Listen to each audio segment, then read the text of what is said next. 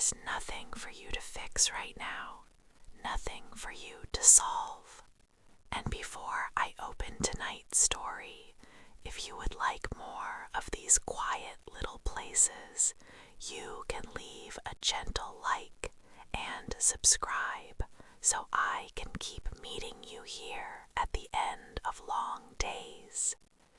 Now, I want to take you somewhere underground, but not dark, not cold, not lonely, because tonight's story is about a library under a hill, a library with warm lamps and deep chairs, and rooms full of books that seem to know when someone needs a softer world.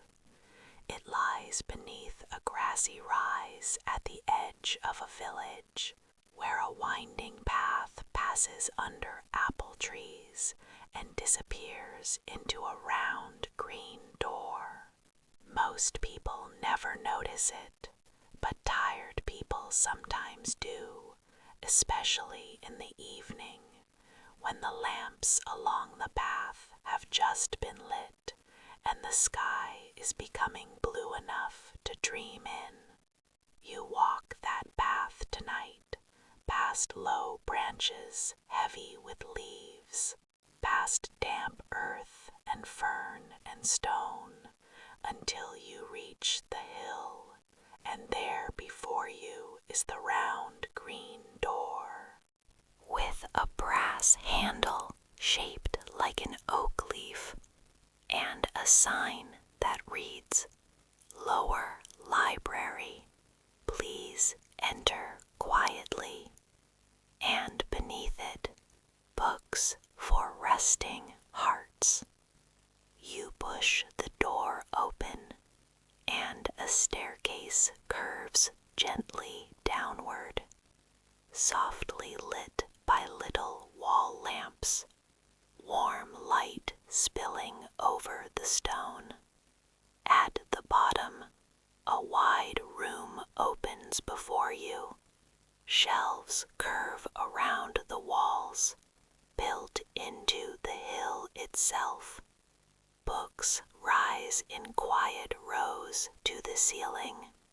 Ladders wait on brass rails. Lamps glow under green shades, and the whole library smells of paper, cedar wood, and rain drying on wool coats. There is a fire at one end of the room, and a tea trolley at the other, and seated at a desk beneath a hanging lamp is a librarian in a dark blue cardigan. He looks up as you arrive, his glasses catching the light for a moment. Then he smiles in that calm way people smile when they already understand the kind of quiet you need. "Welcome," he says. "You are just in time for the slow hour." "The slow hour?" you ask. He nods. "The hour when no one searches for anything difficult, only for something kind." He comes around the desk, notices the tiredness in your face without staring at it, and says, "Come, I know a chair that has helped many overthinking people before you." He leads you between the shelves, past atlases and poetry, and rows of old novels with faded cloth spines, to a small alcove with a deep green armchair, a knitted blanket, a lamp with a cream-colored shade, and a little round table already set with a cup and saucer. From here, you can see the fire, but not the front door, which feels like a thoughtful detail, as if this corner was designed for people who want to disappear gently from the world for an hour. The librarian pours tea, mint and honey and a hint of lemon studies the shelves beside you. Not every book should awaken the mind further, he says. Some books are really rooms. He chooses a slim volume bound in soft gray cloth and places it in your hands. Inside the cover, instead of a title, there are only the words, "For evenings when thought has become too heavy." You open it, and inside are short passages, calm little paragraphs about gardens in winter, boats on still lakes, small kitchens lit before dawn. Nothing dramatic, nothing sharp, only gentleness arranged into language. After a while, the librarian returns with a small wooden box. Inside are library cards filled in by past visitors. People leave notes sometimes, he says, about what they found here. Would you like to hear one? You say yes, and he reads from a cream-colored card. I came looking for a book that would explain me to myself. Instead, the librarian gave me one that asked nothing of me at all. I sat under the hill while the lamps glowed and the fire settled lower and lower, and by the time I left, I no longer wanted to be solved. I only wanted to be rested.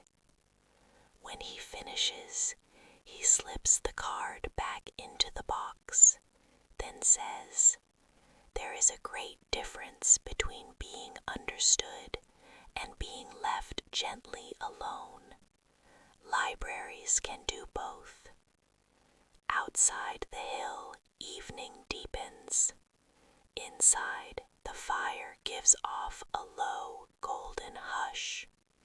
Pages turn softly somewhere beyond your alcove. A kettle hums on the tea trolley, and for the first time all day, your thoughts are no longer crowding one another. One by one, they sit down. The librarian returns once more, this time with a small brass bookmark in the shape of a leaf. For when the mind needs a place to stop, he says, you slip it between the pages of the gray book, and somehow the gesture feels like a promise to yourself that you do not have to read endlessly onward tonight, that you may pause, that you may close the book, that you may rest. When at last you climb the stairs back out of the hill, the night air is cool and full of leaves. The lamps on the path glow softly through the orchard, and behind you the library remains beneath the earth, warm, lit, full of rooms disguised as books. So tonight you can stay there a while if you like, in the deep green chair, with the blanket over your knees and a kind book open in your lap. Let the lamps stay low. Let the fire burn gently. Let the pages blur and grow softer until sleep closes them for you. Good night.